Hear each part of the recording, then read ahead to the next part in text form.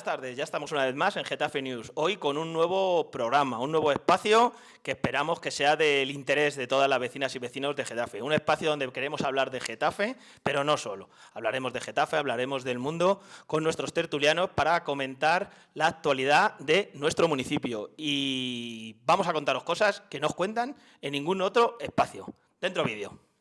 ¿Alguna vez te has preguntado cómo se decide quién trabaja en un ayuntamiento y por qué algunos nombres parecen elegidos a dedo? Hoy vamos a hablar de un caso en Getafe que ha encendido todas las alarmas por un tema de ética y transparencia que nos afecta a todos. Resulta que en el grupo municipal de Más Madrid, la portavoz Ana González Mariscal acaba de contratar a su propia pareja sentimental, Chema Jiménez Lalanda, como su nuevo asesor directo. Pero lo más interesante no es solo el nombre, sino cómo se preparó el terreno para que esto sucediera justo a un año de las próximas elecciones. Todo comenzó con un cese en el área de juventud, lo que permitió mover las piezas como si fuera un tablero de ajedrez. Sergio Cuartero, quien era la mano derecha de la portavoz, dejó su puesto para irse a Juventud, y ese hueco libre fue ocupado de inmediato por la pareja de la portavoz. Pero espera, porque aquí viene un dato que te va a sorprender. ¿Sabías que este nuevo asesor era uno de los críticos más feroces del gobierno local hasta el momento de su nombramiento? Parece que las críticas se terminaron en cuanto llegó el contrato como personal de confianza pagado con dinero público. ¿Es esto una estrategia para reforzar el liderazgo del partido o estamos ante un caso evidente de favoritismo personal? Este tipo de movimientos no son exclusivos de Getafe. De hecho, nos recuerdan a polémicas contrataciones recientes en otros lugares, como la Diputación de Valencia. Al final, la gran pregunta es si los partidos deberían tener límites más estrictos para contratar a sus familiares o parejas con recursos de todos los ciudadanos. ¿Tú qué opinas? ¿Crees que es ético este baile de sillas para colocar a alguien del entorno íntimo en un puesto de poder? Un cargo de confianza es un cargo de confianza y la confianza en este caso se presupone. Pero la realidad, en mi opinión, es que cuando se contrata a una persona para un puesto, como su propia palabra dice, de confianza, creo que bueno, el resto de cuestiones sobran. Hay que decir que creo que lo más relevante en esta información no es a quién se ha contratado. Creo que lo más relevante es que hay que tener cuidado con cuando se escupe para arriba, porque suele caer siempre para abajo. Y creo que la realidad, y lo dice alguien que ha criticado muchas veces los cargos de confianza, siendo ahora cargo de confianza, bueno, pues hay que tener mucho cuidado con lo que se dice y con lo que se cuenta. La realidad es que para mí lo más interesante de esta noticia no es a quién se ha contratado, sino, digamos, la opacidad que se ha dado a dicha contratación, que no se ha hecho público, que no se ha dicho, que no se ha contado. Durante los últimos meses ha habido muchos cambios en el Grupo Municipal de Más Madrid. Hay que recordar que se cambió hace prácticamente un año al portavoz. Luego ha habido varias dimisiones de algunos concejales, ha habido varios cambios en el grupo y en todo momento se supone que han estado haciendo notas públicas diciendo cómo se estaban haciendo esos cambios, pero este cambio, por lo que sea, no ha sido comunicado ni hecho de manera pública. En estos días está siendo noticia también los graves problemas internos que están teniendo en Más Madrid a nivel regional por el tema de las primarias. El sector de Emilio Delgado está hablando de que no parece ser que las primarias no van a ser tan abiertas como este sector pretende y el sector de Mónica García, bueno, pues en una reforma que han hecho de los estatutos, hasta 4 miembros del Comité de Garantías han dimitido.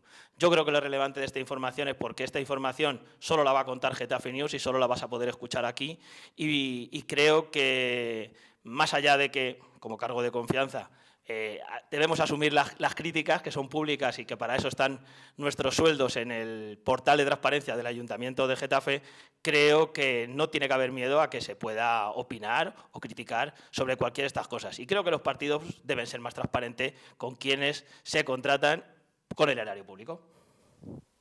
Sí, yo creo que esta actuación le falta bastante de ética y bastante de estética.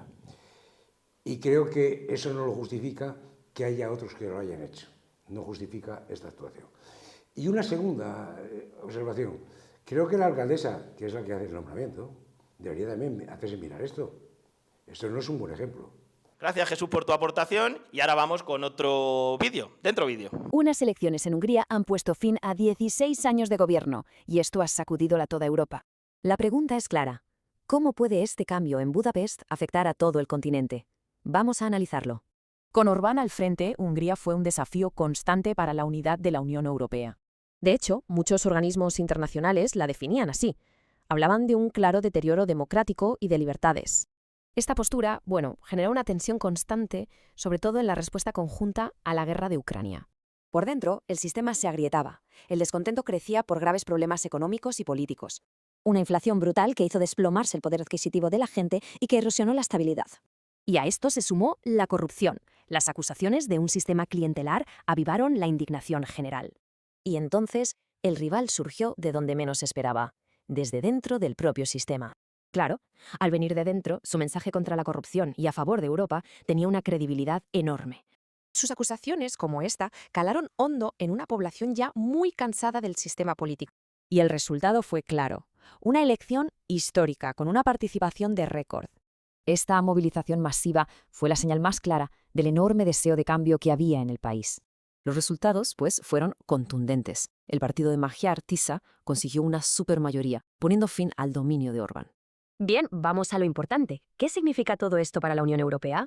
Pues podría suponer menos vetos, más unidad frente a Rusia y un refuerzo de los valores democráticos. De hecho, las reacciones no se hicieron esperar. Líderes como Zelensky ya hablan de una nueva era de cooperación. El futuro de Hungría es incierto, pero está claro que esta elección ya ha cambiado el mapa político de Europa. Bueno, pues para comentar toda la actualidad y todas las noticias, no estoy solo, me acompañan los mejores tertulianos posibles y tenemos con nosotros hoy a Jesús Prieto, es alcalde de Getafe, ha dedicado partes importantes de su vida profesional a la prensa, escribiendo, opinando y creando medios y sigue dando guerra. Jesús, muchas gracias por estar aquí en Getafe News, por participar en este programa. ¿Y qué va a suceder en Hungría? Gracias a vosotros por dar la oportunidad de poder hablar, de poder opinar y poder decir cosas que no dicen los demás. Las primeras gracias son esas. Entonces, lo de Hungría, la importancia de las elecciones húngaras, que a lo mejor tenemos valor, a lo mejor si sabemos que han ido a hacer campaña. Y entonces ha ido toda la extrema derecha europea, desde Meloni a Le Pen, a Pascal, han estado todos haciendo campaña a favor de Orbán en esta campaña electoral.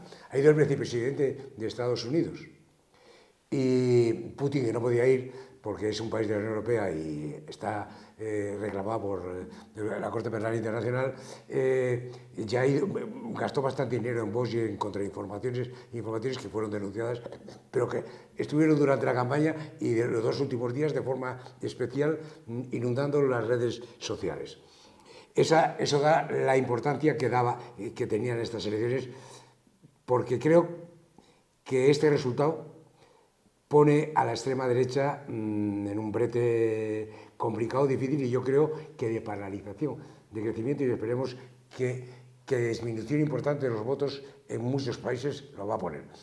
Hay otra perspectiva. Este señor estaba paralizando, de acuerdo con el señor Putin y con el señor Trump, paralizando el funcionamiento, la dinámica y la marcha más allá de la Unión Europea en los proyectos de conjunto de los países, en el concepto de la cooperación, en el concepto de montar una política internacional propia, de una defensa propia, de forma tal que la Unión Europea la tenía retenidos 18.000 millones de euros por este motivo de las subvenciones de la Unión Europea. Que eso para un país como Hungría es una cifra muy importante. Por eso la importancia de estas elecciones, de las lecciones que tenemos que aprender de esto, y que tampoco aquí no ha ganado un candidato de izquierda, que mucha gente piensa que ha ganado un candidato de izquierda. Este señor es un conservador de derechas, no es ningún candidato de izquierda. Ha hecho la campaña. Y es impresionante dónde han sido los resultados, nos vuelve a los mismos temas de todo. El gran éxito ha sido, por supuesto, en Budapest, en la capital, pero ya ahí tenía problemas de hace tiempo Orbán, pero ha sido en toda otra zona más amplia, incluso en zonas donde tenían una mayoría del 80%, que ha habido un cambio. O sea, no ha sido un cambio pequeño, ha sido un palo tremendo.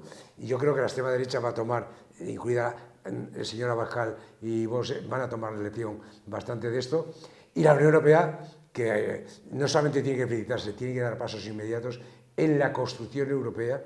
Estamos ante una situación que se está configurando por una parte, Estados Unidos, que está haciendo una política errática e equivocada, pero destrozando todos los organismos multilaterales y multinacionales.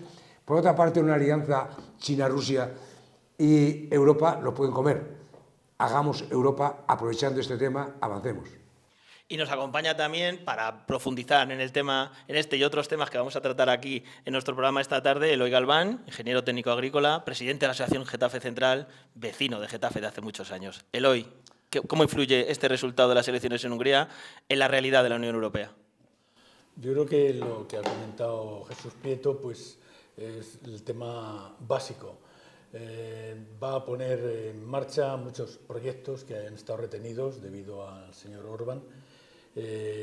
Y eso ha ganado, ha triunfado sobre el esfuerzo que, por repetir básicamente algo que ya ha comentado Jesús, eso ha triunfado sobre el esfuerzo que ha hecho una parte de la derecha en el mundo para que no saliera el señor Magyar. Pero a mí me gustaría mencionar 2 o 3 cosas nada más sobre este asunto. En primer lugar, choca que en un país como Hungría solo haya votado a la izquierda el 3%. A mí es algo que me hace pensar sobre qué está ocurriendo. Y han triunfado partidos no de derecha, sino de muy a la derecha, de la extrema derecha. Es el primer tema. El segundo tema es que estos partidos muy a la derecha mantienen una actitud conservadora en muchos aspectos que, aunque haya salido el señor Magyar, como decía, yo no creo que eso vaya a cambiar de la noche a la mañana. Sí cambiará el asunto de la economía, porque lo que comentábamos antes, cerca de 20.000 millones de euros que tenía retenidas la Unión Europea, supone el 10% del PIB, que es una cantidad astronómica para un país como Hungría, que es el más pobre de Europa. Aunque tiene bastante controlada la situación sobre temas de pobreza, se gana menos, pero, por ejemplo, pues la luz está a lo mejor 5 o 10 veces más barata que lo que está aquí en España, y así muchas otras cosas. Pero yo quería comentar este asunto muy rápidamente. ¿Qué implica que esté la extrema derecha en el poder y ceda a una persona de la derecha extrema? Pues implica básicamente que la ideología va a ser la misma. Esperemos que la corrupción mejore, porque es el país más corrupto de Europa. Estamos hablando ahora de Hungría como el país más corrupto de Europa. No permiten la entrada de inmigrantes, prácticamente en absoluto entran inmigrantes, y existe una animosidad contra ellos, de igual manera que existe también contra pues, todo el grupo de gente que pueda ser, por ejemplo, pues, homosexual, etc. Tienen control judicial y no es fácil que esto lo cedan. Es decir, podríamos seguir hablando, pero me gustaría en otra ocasión. Precisamente con sacar 2/3 de la votación es muy importante, porque puede cambiar todas esas leyes sin tener que ir al referéndum. Es un tema importante que no que ha ganado, que ha sacado 2/3. Y yo tengo que hacer una matización. No es lo mismo para mí la derecha que la extrema derecha, lo siento mucho. Para mí son muy diferentes, muy diferentes. No es lo mismo. Vamos a seguir hablando de más informaciones que han generado mucha controversia y que últimamente hasta hoy han llevado a la alcaldesa de Getafe a las páginas del diario El País. Vamos a hablar de ruido, pero de otro tipo de ruido, del ruido que hace la música al lado de Getafe Norte. Dentro vídeo. Vamos a ver qué pasa con los macroconciertos en Madrid y por qué los vecinos están hartos. Pues mira, todo empezó a liarse cuando Shakira anunció que venía a Madrid. Pero no todo el mundo estaba de fiesta. Para los vecinos, esto reabrió un conflicto. Y el ojo del huracán es este sitio, el espacio Iberdrola Music. Ojo al dato, desde 2023 los macroeventos aquí han subido un 425%, una barbaridad. La alcaldesa de Getafe lo deja clarísimo, ¿verdad? La pregunta se responde sola. Vale, vamos al grano. Las quejas son 2. Ruido insoportable y caos para moverse. Lo primero es el ruido, claro. Un estruendo que te taladra la cabeza hasta las tantas. Y no es solo el ruido, ¿eh? La vida se paraliza, carreteras cortadas, gente huyendo de casa. Y claro, la pregunta es, ¿de quién es la culpa de todo este lío? Pues, sorpresa. Las administraciones se pasan la pelota, nadie se pone de acuerdo. Getafe lo tiene claro, quiere poder de decisión, no más licencias sin su visto bueno. Mientras los políticos discuten, los vecinos se sienten abandonados, así que han pasado a la acción. Y no se han quedado de brazos cruzados. Primero, denuncias. Luego, protestas. Y ahora, más. Su arma más reciente es esta, un boicot directo en redes sociales, muy potente. La idea es simple, atacar donde duele, al bolsillo del patrocinador del recinto. Pero cuidado, porque esto no es solo cosa de Getafe. Destapa un problema mucho mayor en Madrid. Parece que hay una doble vara de medir, ¿no? En el sur, quejas ignoradas. En el norte... En el norte las protestas sí funcionan. La gente lo ve como un agravio clarísimo. Y al final, la pregunta que se hacen los vecinos del sur es esta, dura pero directa. Eloy Galván, tu opinión sobre el tema de los festivales alrededor de nuestra ciudad. Buenas tardes. Pues a mí me parece que tenemos por delante un problema grave. Cuando hay 40 o 50.000 personas que se meten en un recinto a oír música, me parece un tema precioso.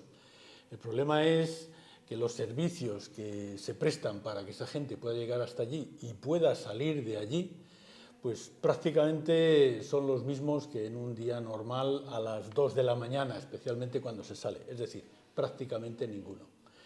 Los taxis que llegan allí pues aplican las tarifas que funcionan al alza, es decir, el que más pague es el que se lleva el taxi.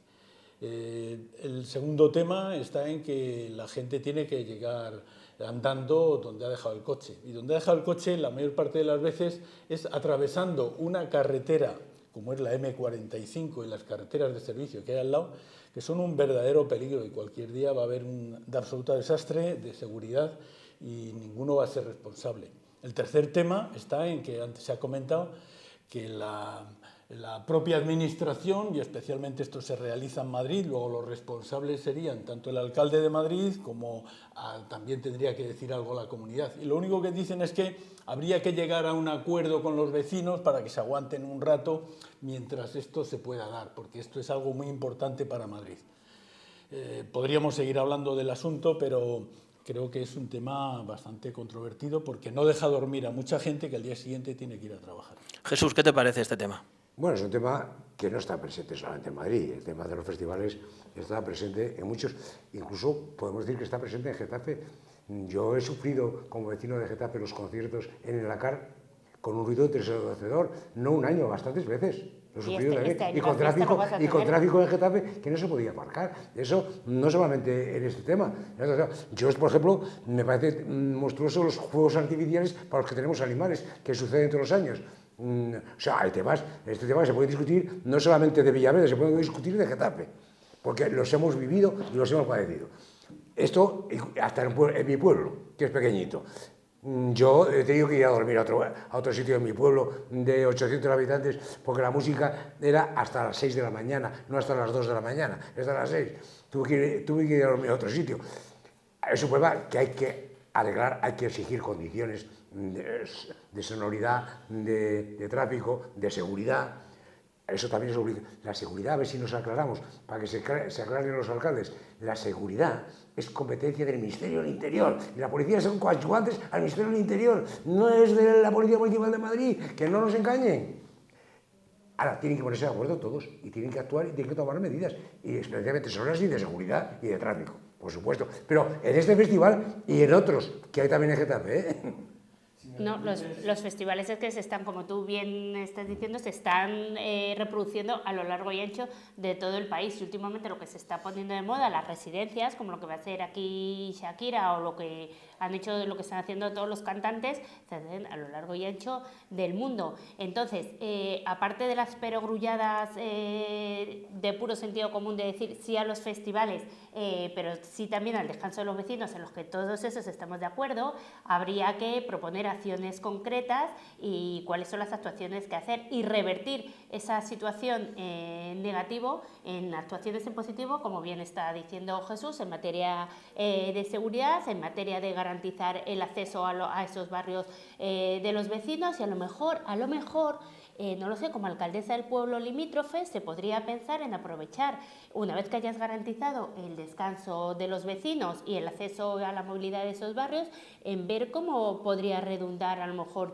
esas actuaciones en tu municipio, no lo sé, a lo mejor se pueden poner lanzaderas que tú puedas poner por tu parte, a lo mejor tienes que ofrecer alojamiento para que la gente en lugar de irse se pueda quedar a alojar en tu municipio y des cobertura a los establecimientos hosteleros y a los comerciantes hoteles y a los sitios y a la hostelería en el municipio, que mucha gente la necesita, y además estamos por un lado, como se suele decir, a Dios rogando y con el mazo dando, por un lado criticando esto y por otro lado nos estamos jactando de que nuestras bienes, nuestras fiestas locales, y vamos a ampliar el recinto ferial, vamos a poner más casetas, vamos a cortar la calle Juan de Borbón para que se puedan poner más puestos, a lo que yo me parece fenomenal, porque es que las fiestas son 15 días a la semana, y además, 15 días al año, perdona, 15 días al año. Quiero decir, y como tú bien dices, en el ACAR va a haber 2 fines de semana, 2 días antes de las fiestas, donde van a ir orquestas y retumba, está en el centro del pueblo, porque el ACAR está en el centro del pueblo y retumba. Yo vivo al lado. Y retumba, y si no vives al lado, hace efecto eco. Y tengo que aguantarme esos días. Y si hace ese efecto eco, y entonces te puede perjudicar más todavía, ¿no? Entonces, bueno, pues que hay que un poquito de talante, y dicho lo cual, quiero decir, en el norte, por ejemplo, los vecinos del Bernabéu han realizado actuaciones que la justicia les ha dado la razón, pues a lo mejor llegará un momento en que si esto llega así y no se soluciona, pues tendrán que hacer lo mismo las plataformas vecinales. Digo, Eloy, ¿quería cerrar este tema? Sí, que lo que quería decir, posiblemente antes no lo he dejado claro, es que el recinto que se encuentra en Madrid, en Villaverde, es lindero con Getafe.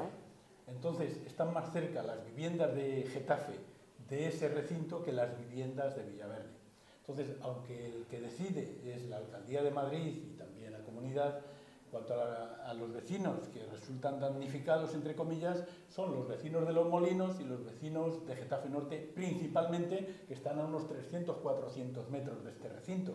Esos son los que reciben de cara a... No todas las viviendas, hay unas cuantas. Vamos a ver, demagogia no, pero hacemos en el barrio todos.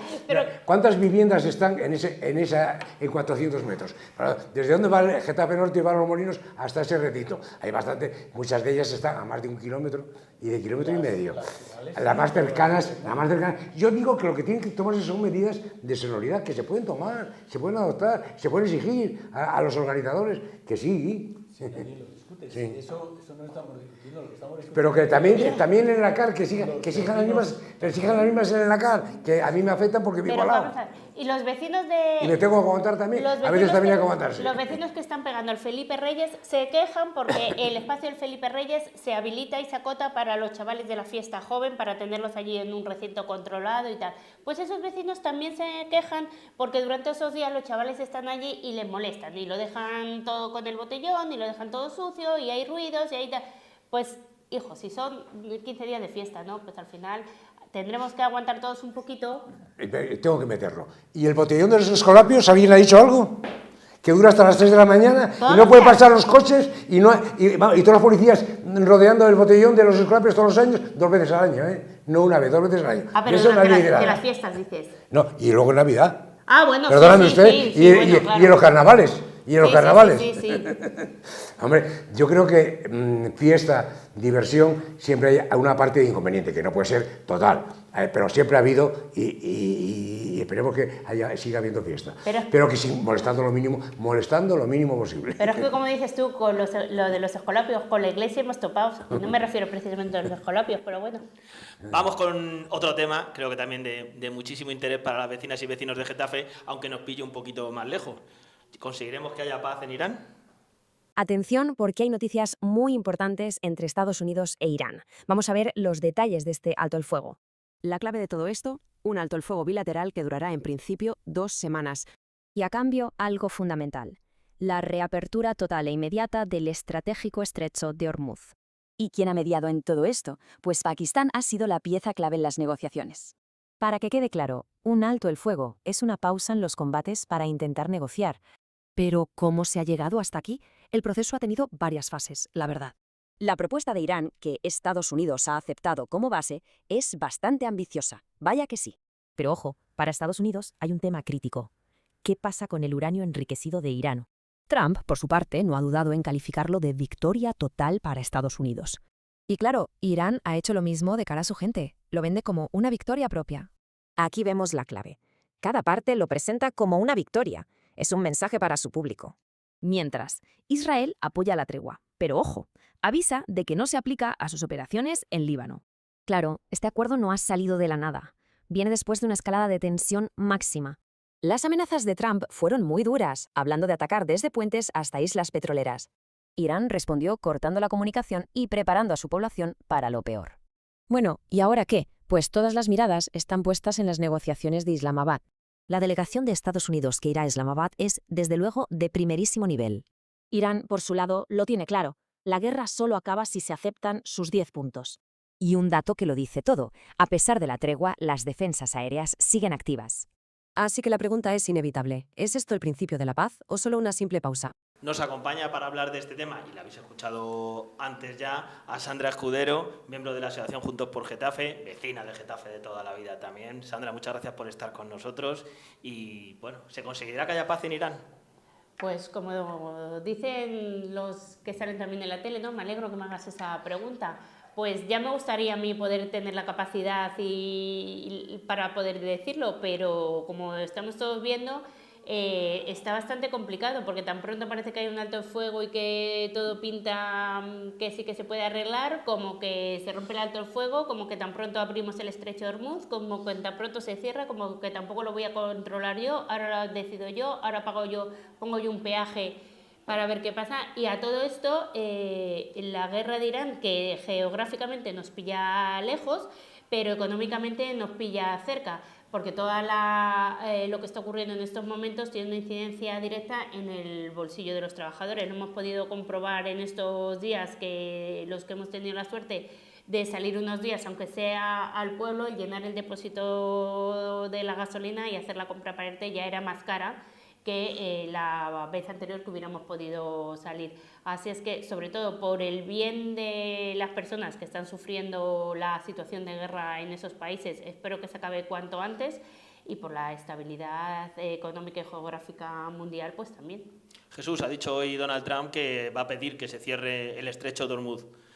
¿Dónde está la coherencia después de que lleva 2 semanas o 3 exigiéndole a Irán que el estrecho de Hormuz estuviera abierto? Primero, es un disparate de un calibre tremendo que puede romper todo el tráfico marítimo por el que se mueve el 95% de las mercancías que se circulan por el mundo, y que era además una garantía fundamental del comercio internacional libre. Esto puede invitar a muchos países a poner trabas, poner peajes al comercio marítimo, y ¿qué eso a qué lleva? A que paguemos hasta un 25 o un 30% más caro todos los productos que van por el mar, que son el 95% de todos los productos. Es un disparate de una auténtica barbaridad. Pero aquí hay que decir, yo tengo que decir una cosa, es decir, el señor presidente de Estados Unidos, Barack Obama, tenía un acuerdo con Irán, que es infinitamente mejor que lo que está negociando el señor Trump ahora. Y fue echado atrás cuando el señor Trump, y se iba a firmar además, cuando el señor Trump tomó posesión.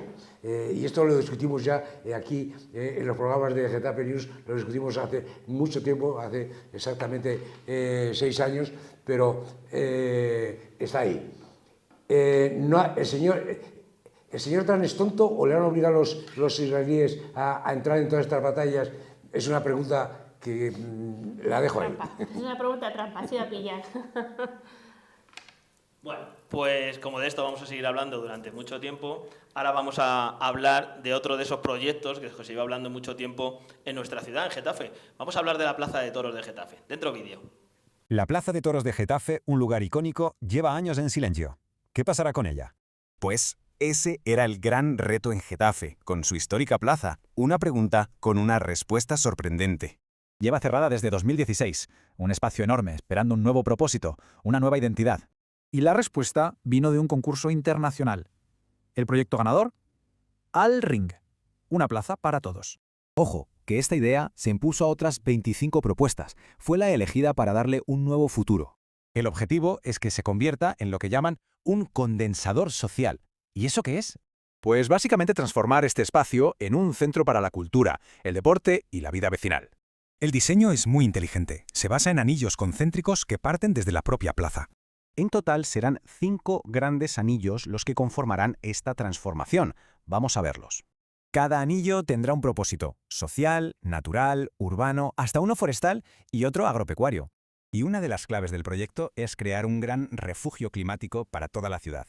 ¿Y cómo se consigue? Pues con muchísimos árboles, láminas de agua y hasta vaporizadores. Claro, la plaza en sí también se reforma. Será un espacio polivalente para todo tipo de eventos. Pero bueno, todo esto no ocurrirá de la noche a la mañana. El proyecto tiene fases muy claras. Los 2 primeros años se centrarán en reformar el edificio existente y en darlo a conocer. Después, durante los 3 años siguientes, se actuará en la plaza y en los anillos que la rodean. Y ya, a partir del 5.º año, se crearán nuevos paseos para integrarlo todo en la ciudad. Con este proyecto, Getafe se pone en el mapa europeo de la innovación urbana. No es poca cosa. La idea principal es la sostenibilidad. No demoler, sino recodificar la arquitectura, aprovechar lo que hay. Así que, ¿podría ser este el futuro para otros espacios públicos? Getafe, desde luego, está apostando por ello. Pues un proyecto del que se lleva hablando mucho tiempo, Jesús, pero del cual todavía no hemos visto nada más que el proyecto. Bueno, tú habrás visto el proyecto, yo no. Y no lo he visto publicado en las páginas del ayuntamiento. Bueno, es una información que ha adelantado Getafe News en exclusiva casi hoy. Pues por eso te digo que de momento no hemos visto nada. Hombre, yo la última vez que estuve en la Plaza de Toros, primero habría que una pregunta que hacerse. ¿Por qué se ha ido a la Plaza de Toros? Esa es la primera pregunta que habría que hacer. Actualmente, de mi punto de vista, la pagó, según tengo entendido, la pagó el hipermercado a cambio de la licencia.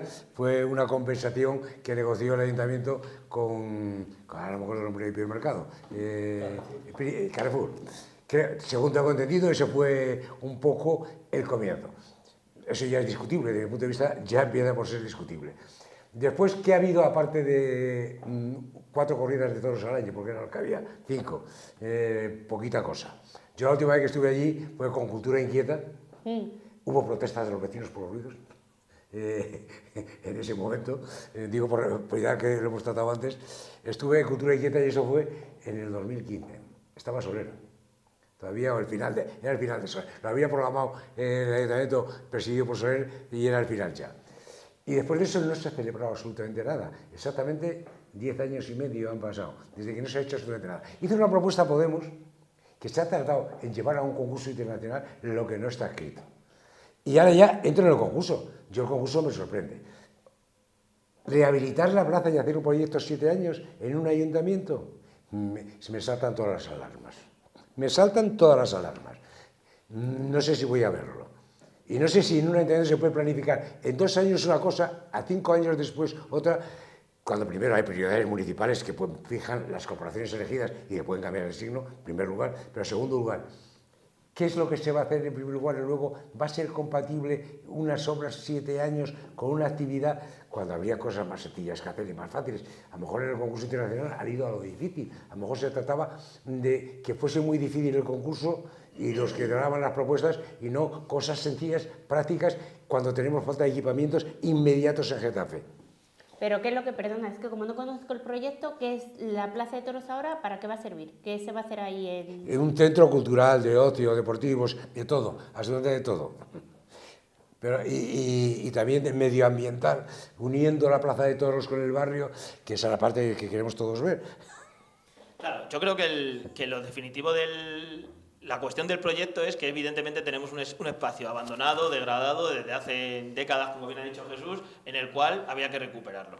Yo creo que hay un elemento que ha planteado Jesús que para mí es fundamental. Es decir, dentro de que, como todo proyecto arquitectónico, el que ha sido elegido por gente de reconocido prestigio, yo no lo voy a criticar, o sea, me parece que seguro que toda esa gente que ha hecho el proyecto sabe de arquitectura y de urbanismo bastante más que yo, pero sí que como vecino de Getafe sí que me parece que no se toca ese aspecto fundamental que ha planteado Jesús. Es decir, uno de los primeros problemas que planteó, o el gran problema, ¿vale? Porque nunca ha sido una plaza de toros, ha habido 4 corridas en la historia y no se ha usado nunca, con lo cual está claro que como plaza de toros, diga quien lo diga, nunca ha servido y no ha funcionado para eso.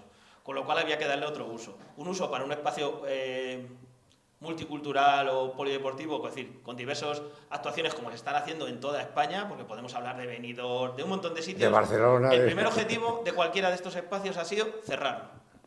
Y el proyecto no habla de cerrarlo. Y evidentemente es el mayor coste posible. Nos dijeron que tenía unos problemas de cimentación el edificio, el día que se cerró. Evidentemente eso, entiendo que en el proyecto sí lo habrán contemplado, los arquitectos que han definido el proyecto, pero tampoco tenemos las consecuencias reales. Yo hay una cosa que no coincido con Jesús. Es decir, a mí me parece que esto es lo que se debe hacer. Es decir, hay que programar el modelo de ciudad, tenemos que plantearle a 5, a 10, a 15 años. Y deberíamos ir con el mayor consenso posible para que no haya cambios de corporación municipal y que cada corporación municipal cambie el diseño de la ciudad, porque entonces no tenemos un diseño de la ciudad y así nos va cuando queremos recuperar sobre todo este tipo de espacios de obras que son a largo plazo. Se habla del proyecto a 7 años desde que comience. El problema real es cuándo va a comenzar. Pero escucha, esto que tú estás diciendo de un proyecto de ciudad de la Plaza de Toros para 7 años, como dices tú, no se puede tener un proyecto para remodelar la Plaza de Toros a 7 años cuando careces del más mínimo y básico plan estratégico de diseño y desarrollo de la ciudad. ¿Cuál es la planificación y cuáles son las necesidades de Getafe de cara a los 10, 15, 20, 25 años? ¿Cuándo se revisará el plan general? ¿Cuál es el plan estratégico? ¿Qué es lo que queremos ser de mayores? La ciudad a 20 años, ¿cómo tiene que crecer? ¿Tiene que crecer? ¿No tiene que crecer? ¿Tiene que ser una ciudad que aproveche sus recursos industriales? ¿Queremos ser una ciudad? ¿Qué queremos ser? Porque yo lo desconozco ahora mismo. ¿Hacia dónde queremos caminar? Y esa mínima planificación estratégica es la que hay que realizar. A mí estoy de acuerdo con vosotros. Planificar una remodelación de una plaza de toros a 7 años y que el resto de la ciudad, del entorno, de los servicios, no tenga el más mínimo proyecto, ni para la gente mayor, ni para la gente joven, ni para la gente de mediana edad, ni para nada. Es más, quiero decir, una matización. Hasta cuando las 4 corridas de toros que ha habido en este pueblo vendían los mejores, los que estaban más en boga en aquel momento, el Jesulín, el Fran Rivera, todos los guaperas y todos los que estaban de boga en aquella época, con lo cual la plaza estaba a reventar de gente joven que iba a ver a los que estaban. Quiero decir, éramos punteros en todo lo que hacíamos. ¿Y ahora dónde está? Porque cuando te encuentras con gente que ha vivido en Getafe, que ahora está fuera, pero viene a ver a los padres que siguen viviendo aquí y tal, cada vez que vienen de tanto en tanto, te preguntan, ¿qué ha pasado con Getafe? Pues vamos a ver lo que está pasando en el mundo, sobre todo con de la ayuda al desarrollo.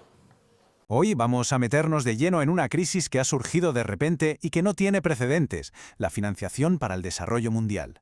Es una historia que sí, se cuenta con cifras, pero cuyas consecuencias son, sobre todo, profundamente humanas. Pensemos un momento en esa red de seguridad que protege a millones de personas de la pobreza más extrema, de los conflictos, de los desastres naturales. Vale, ahora imaginemos que esa red, de repente, se rompe. ¿Qué pasaría? Pues bien, es que esto no es una hipótesis, ¿eh? Es la caída real de la ayuda oficial al desarrollo en 2025, un 23,1% menos. Es, sencillamente, el mayor desplome jamás registrado en la historia.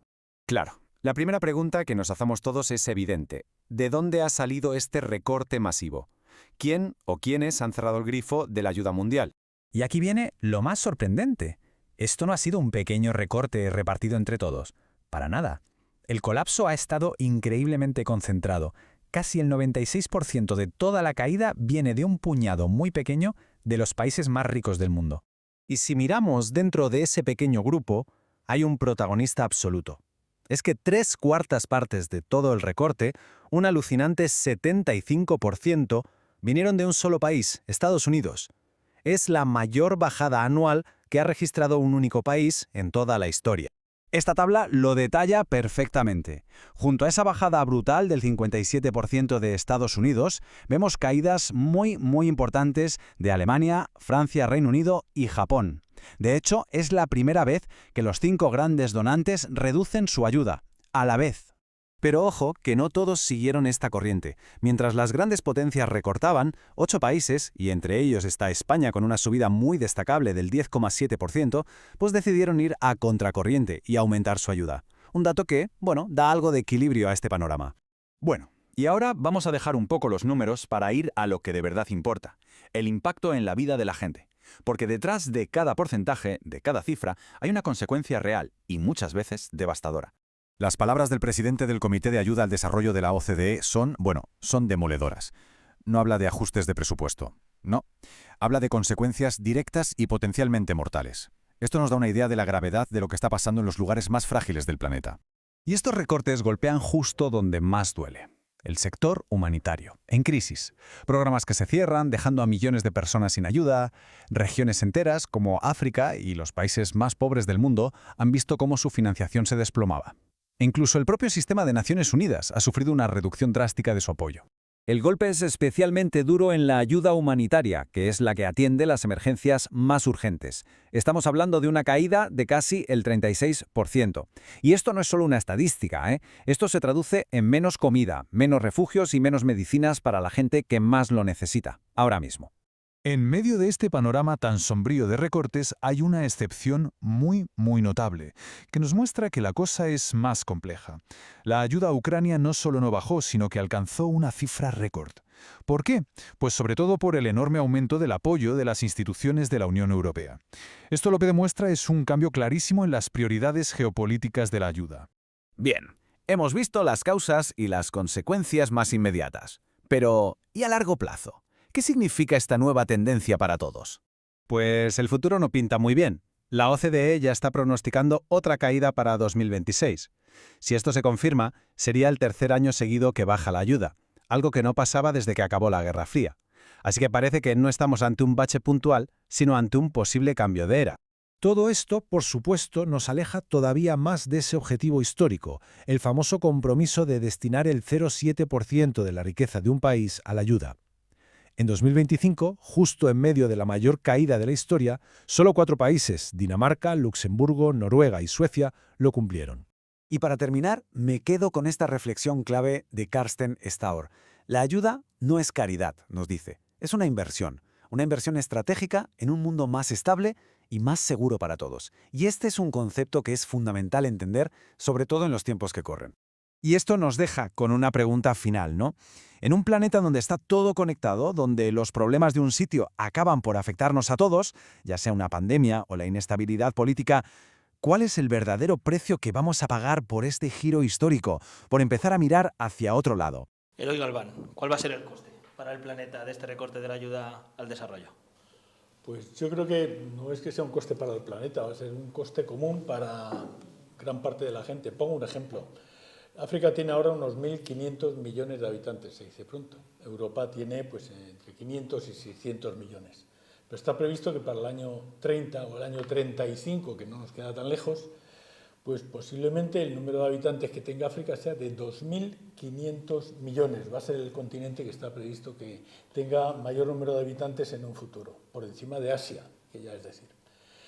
Pero claro, lo que estamos hablando es que la ayuda humanitaria se ha dado principalmente a países de África que se están recuperando, no se están recuperando, sino que están avanzando y además muy rápidamente en temas relacionados con, básicamente con alimentación, con formación, con vivienda. Muchos de ellos además son refugiados en zonas que han estado en guerra de manera continuada y necesitan apoyo. Esta gente tenemos que pensar y ser egoístas en un futuro. Si no se pueden desarrollar y quedarse a vivir allí donde están, pues van a emigrar y el sitio más cercano que tienen para emigrar va a ser Europa. Y nosotros tenemos una responsabilidad. Si resulta que lo que estamos viendo es que se está bajando la cantidad de dinero que se invierte en estos países y cortamos de golpe, pues vamos a tener un problema. Nosotros, como España, por ejemplo, como españoles, antes de entrar en la Unión Europea, teníamos una situación. Gracias al dinero que nos ha aportado la Unión Europea para temas primarios como es la agricultura, para temas de transporte, es decir, de desarrollo de carreteras, buena parte de las carreteras han estado pagadas por la Unión Europea. Lo mismo ha ocurrido con la reestructuración de empresas también, que han estado pagadas por la Unión Europea. Ahora nos encontramos en una situación muy favorable, es decir, se necesita inversión para salir adelante. ¿Qué estoy diciendo con esto? Pues que hace 3 años, sin ir más lejos, lo que recibía la OCDE de los países era aproximadamente unos 230.000 millones, una cifra ingente, muy grande, pero que ha servido para tener grandes programas de sanidad, grandes programas de vivienda, como hablábamos, y sobre todo grandes programas también de alimentación. Si eso desaparece, si ese dinero empieza a bajar, porque solo este año ya respecto a los últimos 2 años, la cantidad que se está barajando para este 2025, estamos hablando y serían unos 160, 170.000 millones. Y quien principalmente ha bajado es Estados Unidos.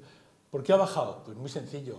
Este año pasado, el año 2024, ha invertido en defensa, es decir, en armas básicamente, la pequeña cantidad de $1 billón. $1 billón, que es pues, aproximadamente el 70% del PIB español.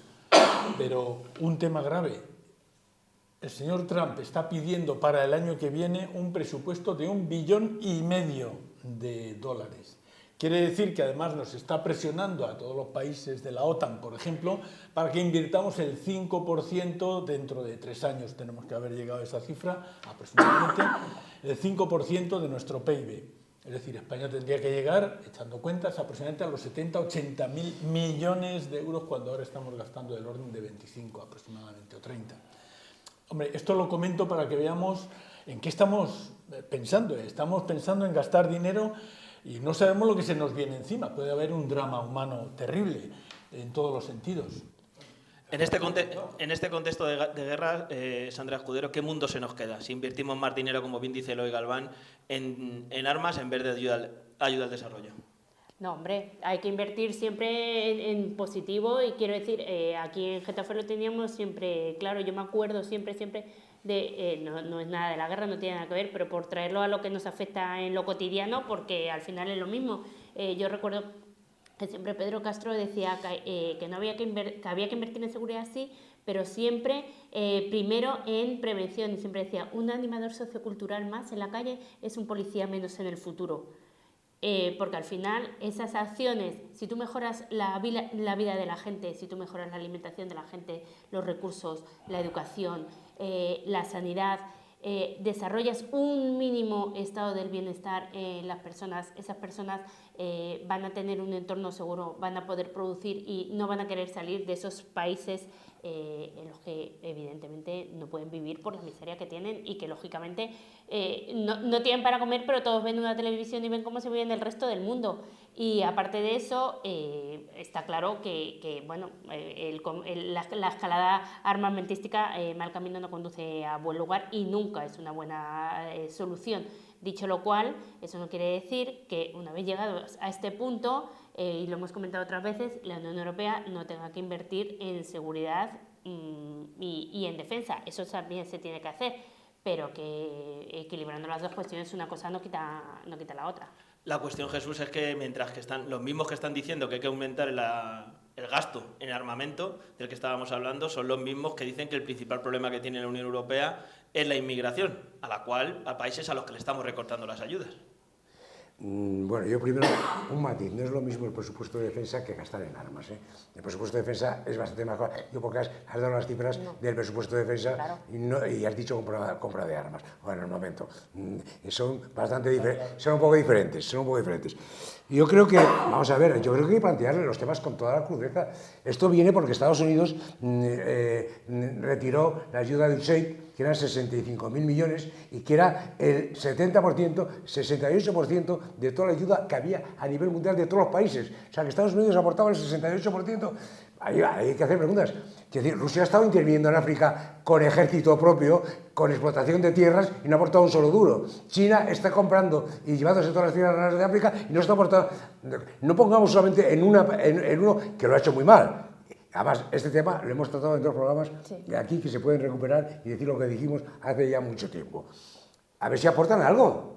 Estos que están explotando ahora esas riquezas, aportan algo a la solidaridad humana y a solidaridad con los más necesitados y con los que se mueren de hambre, con los que se mueren de enfermedad. Porque el problema de USAID viene es muy grave, porque toda esa estructura se mantenía en base al dinero, hay que decirlo, de Estados Unidos. Era el dinero de Estados Unidos.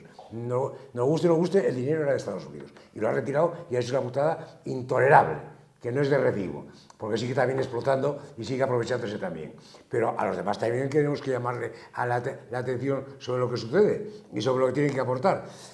Hombre, cuando hablamos de la población mundial siempre ponemos, porque hay otro dato que también está escrito por ahí, ¿Cuál va a ser la población de China dentro de 25 años? Donde se habla que puede ser la mitad de la que hay ahora. Que a lo mejor los problemas de contaminación, de exceso de población y tal, a lo mejor se resuelven por la natalidad. Quiero decir, eso es un tema que está ahí planteado como una cuestión africana que va a crecer más, sin ninguna. Los que tenemos que estar más preocupados por ese tema, ahí estoy de acuerdo absolutamente, somos los europeos. ¿Por qué? Porque son el territorio más cercano, más próspero y con más libertades, y los valores también llevan a la gente a visitarnos, son los valores de libertad y democracia. Y tenemos que preocuparnos seriamente por esto. Y un matiz, quiero decir, la ayuda al desarrollo es fundamental, como estáis explicando, pero el problema de raíz sigue estando, y es que esos países siguen estando con los gobiernos corruptos que tienen y mientras no erradiquemos esa situación, que no veo que nadie tenga mayor interés en solucionar, pues esa gente seguirá viviendo lamentablemente como viven. En estos días hemos hablado, y volvemos a Getafe, ha hablado antes Jesús de la recuperación de las libertades en muchos de los aspectos, y en estos días en Getafe también lo hemos recordado. Vamos con un vídeo y ahora lo analizamos. La transición a la democracia es un pilar de nuestra historia. Pero, ¿está todo contado ya? Pues mira, un evento académico ha planteado esa misma pregunta. ¿Es una historia ya cerrada? Fue en el evento La transición frente al espejo, que buscaba precisamente una nueva mirada crítica. La idea de fondo es que la historia siempre debe ser revisitada. Y con nuevas preguntas. Se trata de ir más allá de las narrativas ya establecidas, de las visiones idealizadas. Es cambiar el foco, no solo el consenso, sino también examinar las renuncias y los límites. Se busca, en definitiva, comprender mejor ese momento clave, pero sin reforzar viejos mitos. Y para conseguirlo, el programa se dividió en dos partes, dos miradas que se complementan. Por un lado, el debate académico, y por otro, la voz de los propios protagonistas. El debate académico puso a dialogar a historiadores con politólogos para analizar a fondo el proceso. Y después, claro, las voces de los protagonistas, para conocer de primera mano sus experiencias. Esta doble perspectiva es clave, une el análisis riguroso con la memoria viva del momento. El objetivo final, abordar el periodo con distancia crítica, con duda y con mucha apertura. Porque al final no se trata de dar respuestas definitivas, sino de formular mejores preguntas. Vale, pero la pregunta es, ¿por qué es importante hacer todo esto justo ahora? Pues porque entender la construcción de la democracia ayuda a reflexionar sobre su estado actual. Lo que nos deja una pregunta final. ¿Qué nos dice la transición sobre nuestros desafíos democráticos actuales? Pues te dejo la pregunta, Sandra. ¿Qué nos deja hoy la democracia? Hombre, transición sobre la democracia. Yo creo que la transición, sin idealizarla, porque tuvo sus aciertos y tendría sus errores, evidentemente, pero es lo que nos ha traído al mejor momento de la historia de España, donde la gente de nuestra generación hemos vivido, gracias a la transición, a la concordia, a la generosidad de unos y de otros, al respeto a las diferencias y a la capacidad de los líderes que en ese momento tuvieron la responsabilidad de iniciar el nuevo camino en libertad, pues la mejor momento de la historia de los 40 años que hemos vivido de progreso, de libertad, de respeto, de concordia que hemos vivido en España, en este país, fundamentalmente en las clases trabajadoras y las clases medias.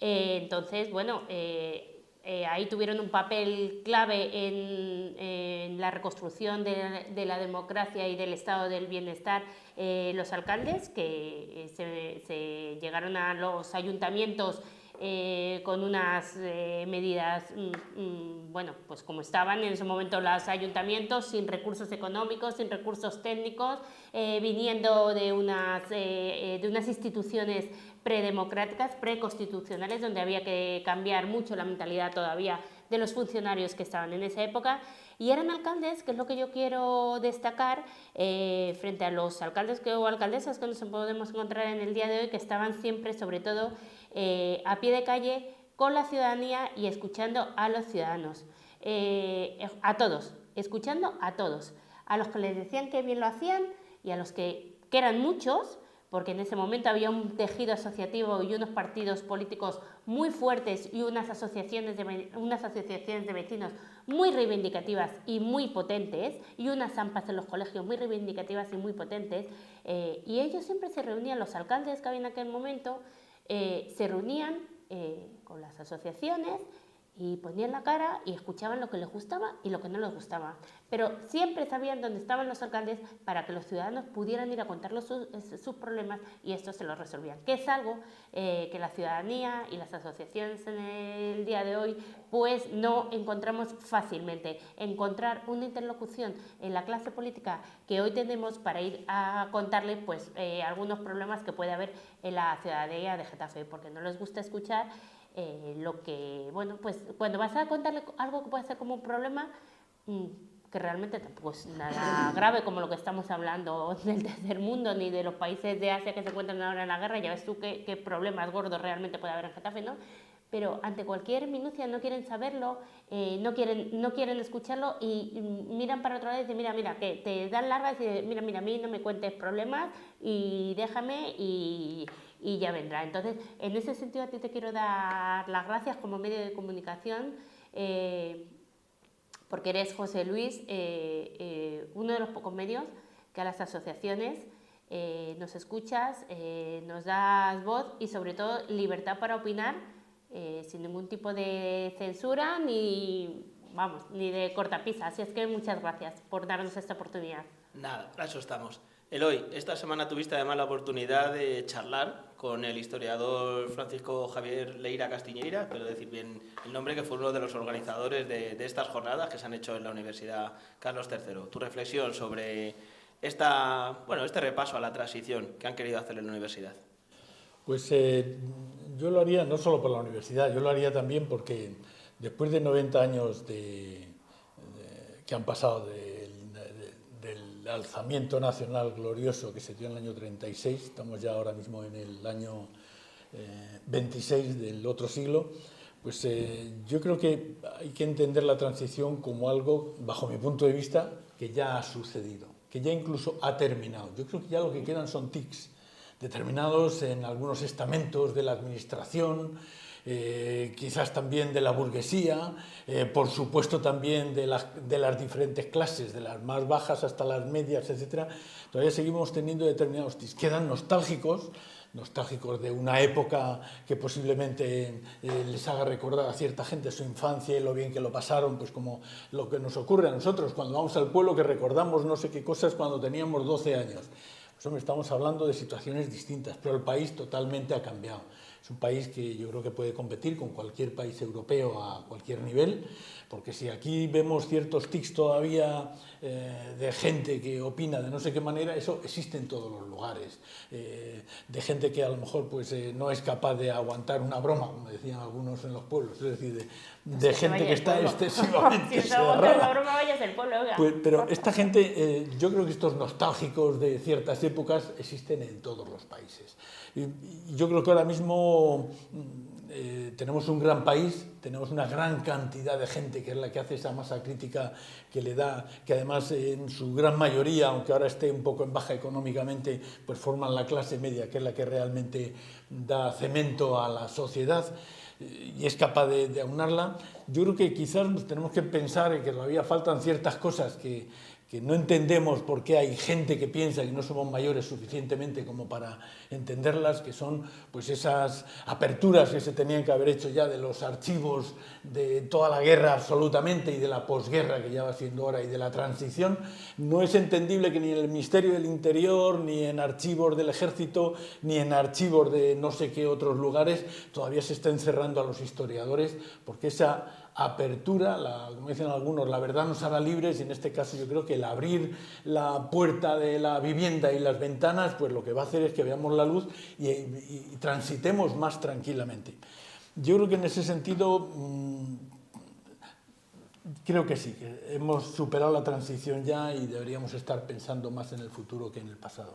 Y no me resisto, Jesús, a preguntarte, el 3 de abril... se hicieron el aniversario de los primeros ayuntamientos democráticos, como primer alcalde de nuestra ciudad de la democracia reciente, una valoración sobre la transición. Bueno, lo publicaste tú, nadie más lo publicó, ni el ayuntamiento en su página, fuiste tú que lo publicaste. Yo primero primero una reflexión. Yo he asistido este año a toda una parafernalia, documentación, publicaciones, actos de la memoria de Franco, de la muerte de Franco. De la memoria de la democracia, no. O sea, recordamos la dictadura y no recordamos la democracia y los éxitos de la democracia. Mal vamos. Con todo respeto, no se ha hecho ninguno.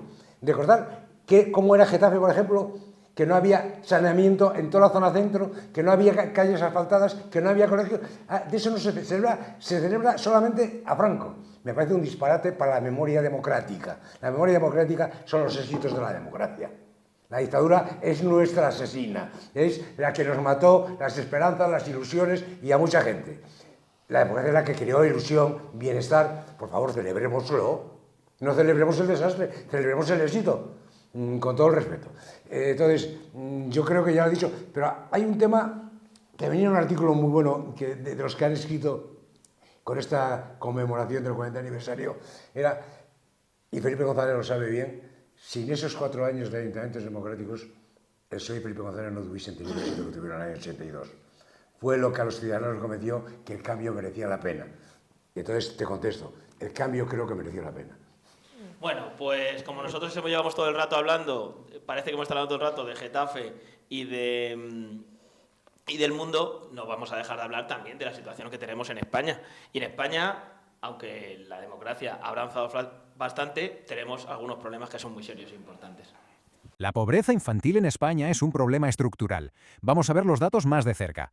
La cifra es demoledora. 1 de cada 3 niños en nuestro país está en riesgo. Este dato nos coloca, lamentablemente, a la cola de la Unión Europea en este asunto. Para que nos hagamos una idea, estamos a niveles de países como Rumanía o Bulgaria. Pero claro, detrás de los números hay historias. Hay personas, como Pastor Andón, madre de 6 hijos. Su caso refleja la lucha diaria de muchísimas familias que se encuentran en esta misma situación. Ojo, cuando hablamos de riesgo de exclusión, ¿a qué nos referimos? Es una definición técnica, muy concreta. Vale, ¿y quiénes son los más afectados por esta situación? Pues los datos son muy claros. Pues mirad, los hogares monoparentales se llevan la peor parte. El riesgo se dispara por encima del 50%. Y la cosa se complica aún más para los niños y niñas migrantes o de familias numerosas. Todo esto, lógicamente, tiene un impacto brutal en cómo viven su infancia. El testimonio de Pastora lo dice todo. Y aquí viene lo más chocante. Tener un trabajo ya no es suficiente para salir de la pobreza. Fijaos en esto, 1 de cada 4 niños en riesgo tiene a alguien en casa trabajando. ¿Y por qué pasa esto? Bueno, una de las claves es el coste brutal de la vivienda. Y que nadie piense que esto es algo nuevo. Es un problema estructural que se arrastra desde hace años. Así que, para familias como la de Pastora, el futuro es pura incertidumbre, un auténtico sin vivir. Entonces, la gran pregunta es, ¿cómo puede España romper de una vez este círculo vicioso de la pobreza? Como no lo va a romper de ninguna manera es con las palabras que esta mañana el ministro de Economía, Carlos Cuerpo, decía en una entrevista con Carlos Alsina en Onda Cero, diciendo de que la situación estaba mucho mejor que antes. Esa es la típica respuesta del político que no ha hecho los deberes y que no sabe de lo que está hablando. Cuando estamos hablando de que 1 de cada 3 niños o niñas en nuestro país está en riesgo de pobreza infantil, es porque evidentemente tenemos un problema serio y estructural, como dábamos en los datos del vídeo anterior. Y evidentemente no se va a solucionar, el ministro ha hablado esta mañana de que a pesar de que había estado, que este periodo, el último periodo de gobierno de Pedro Sánchez ha sido el periodo donde más han subido los precios, por cierto, dándonos la razón en este programa que venimos diciéndolo semana a semana, no nos puede decir que es verdad que también es donde más han subido los salarios, porque este grave problema que tenemos con la pobreza infantil lo que evidencia es que en este país cada vez hay más trabajadores pobres. Cuando damos los datos y nos ponemos la camiseta de que tenemos 22 millones de trabajadores y trabajadoras en este país, lo que ocultamos es que muchos de esos trabajadores no llegan a fin de mes. Y es evidente que el mayor problema es el problema de la vivienda y que hay que atajarlo y que lo hemos hablado 1000 veces. Pero que hay que tomar medidas serias y directas en vez de estar todo el día haciéndote vídeos en TikTok y vanagloriándote de que el país va perfecto y que esa España va bien, que escuchamos a otro presidente que a partir del 15 de mayo le va a superar el actual en tiempo en la Moncloa, no se han tomado medidas eficaces. Desde el Ministerio de Derechos Sociales en los últimos años se ha venido reivindicando, pero hay políticas que se han demostrado en el resto de Europa eficaces, como son ayudas directas a la crianza o a los niños y niñas directas para solventar estos problemas, y el Partido Socialista sigue negándose una y otra vez a producirlas, y yo creo que es el momento de tomar medidas y no dejar de ocultar este asunto en las páginas interiores de cualquier periódico. Sí, 2 temas que avalan lo que tú dices y que los datos son La inflación en España, desde la crisis última, es un 18% superior a la alemana, un 74% superior a la francesa y un 120% superior a la italiana. Y la inflación significa que nos cuestan más las cosas, que nuestro salario vale menos. Y tiene que ver con la pobreza infantil.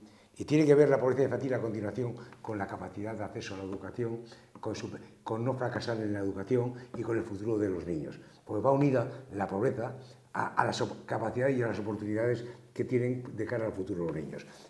Y hasta cuando decías el dato de los 22 millones de españoles trabajando, salió a continuación uno, que ese no se recalcó en ningún sitio, que de esos 22 millones hay 1 millón que tiene 2 trabajos. Y por eso aparecen los 22 millones. Es un matiz pequeño, pero ¿por qué? Porque no les llega con un trabajo para poder vivir. Es tan sencillo como eso. No, en la cuarta economía de Europa, que somos, es inconcebible que tengamos unos niveles de pobreza infantil al ritmo de los países que se encuentran a la cola de la Unión Europea cuando sacamos pecho en la Europa del bienestar. Cuando la crisis del 2008, acordaros que nos decían, ay, pero es que la gente ha vivido por encima de sus posibilidades, la clase media, los trabajadores han vivido por encima de sus posibilidades y todo el mundo se creía ya que podía tener acceso a un coche o a 2 coches, a 2 casas, una aquí, otra en la playa, otra no sé qué. Pero es que ahora, si te descuidas, vivir por encima de nuestras posibilidades es comprar carne para los niños todos los días, productos frescos, café, huevos y leche, que son productos básicos de primera necesidad. Y ya no hablamos de los suministros energéticos, que yo no sé, ahora van a subir más todavía con la guerra, y todo lo que sube ya no vuelve a bajar. El aceite subió, se puso en 10, 11 euros, y el de oliva, me refiero, el otro estaba más bajo, y ya no se va a volver a poner a los precios que teníamos de 3 euros. Un minuto, Eloy, te dejo para cerrar y nos vamos. Sí, yo creo que la tecnología principalmente está abriendo una brecha social muy fuerte, pero sobre todo económica. Esto que estoy diciendo parece una tontería, pero es algo tan sencillo como que en Estados Unidos gran parte de la gente que trabaja en grandes empresas, vamos a poner Walmart, que es el mayor comercio que hay en Estados Unidos, o la otra sería Amazon, resulta que no ganan dinero suficiente y les tiene que ayudar, por ejemplo, la ciudad para que sobrevivan. Y eso va a empezar a ocurrir. El tema de los niños es un tema aparte que a mí casi me da vergüenza, porque eso se tenía que solventar en los propios colegios, en las propias guarderías, tendría que estar subvencionado por el Estado, no sé ahora mismo si por la comunidad o por el ayuntamiento, pero eso no es tolerable. Y hay una cifra, hemos hablado que Hungría, que está en la Unión Europea, pero sin embargo es el país más pobre de la Unión Europea, tiene el 15% de pobreza infantil. España tiene el 30%, acabamos de ver ahora. Pero además esto dicho por la Unión Europea, no es que lo esté diciendo. Son datos de Eurostat. Estaba mirando en Eurostat esta tarde y venían esos datos ahí. Eso es algo que no podemos tolerar. Yo creo que... Y el tema de la vivienda es el gran problema que este gobierno, y esperemos si hay otro, el que sea, y que no sé si será capaz de reparar, pero es el esfuerzo mayor que se debería hacer ahora mismo y es el mayor problema que hay. Bueno, pues con esta reflexión de Eloy Galván, muchas gracias a los tres por haber estado esta tarde en este nuevo formato de los programas de Getafe News, que esperamos que a todas y todos os interese lo suficiente para suscribiros, dais un like ahí abajo en el vídeo y esperamos que la próxima semana, semana a semana, vayamos mejorando el sistema, trayendo temas que os puedan interesar tanto de Getafe como del mundo y nada, que nos vemos la semana que viene. Muchas gracias a los tres. Gracias a ti por el esfuerzo que haces.